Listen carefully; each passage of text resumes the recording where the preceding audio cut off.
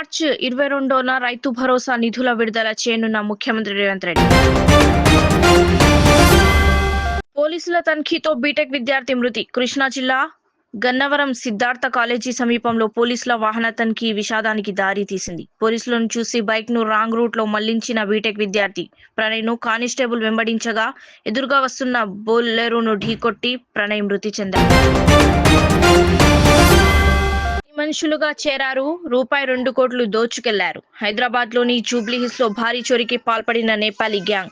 45 రోజుల క్రితం ఒక వ్యాపారి ఇంట్లో పనిలో చేరిన ఓ నేపాలీ జంట యజమాని లేని సమయంలో ఇంటి తాళాలు పగలగొట్టి దొంగతనం.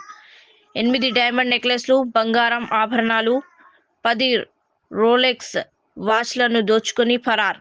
దొంగలించిన వస్తువుల విలువ రూపాయి 2 కోట్ల వరకు ఉంటుందని తెలిపిన పోలీసులు.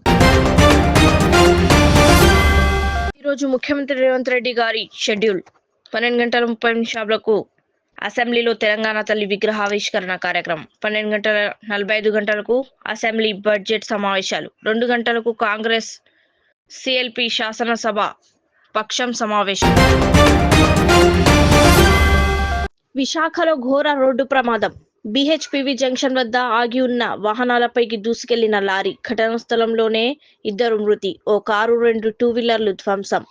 కూతురుతో కలిసి సింహాచలం వెళ్తున్న రామకృష్ణ మృతి. మరో మృతుడు సతీష్ గా గుర్తింపు.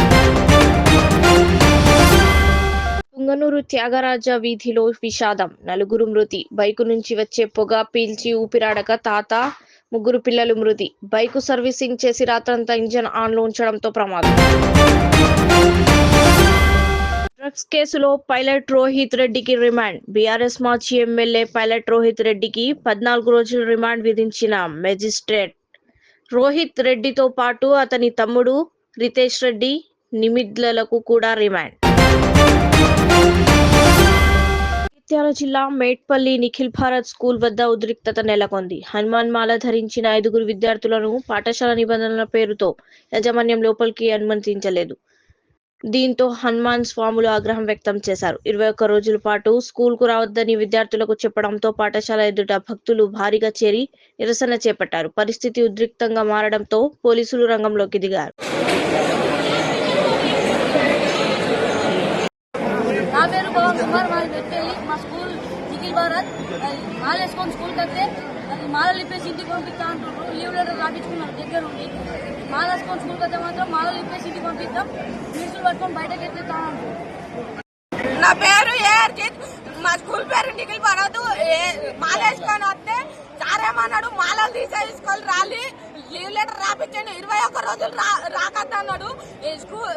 టెంపుల్లోనే కూకొని భజనాలు చేసుకోమన్నాడు. రాకుల్ని అత్తే మాల తీసుకొని రాలి అని అన్నాడు. గట్టిగా మాట్లాడు.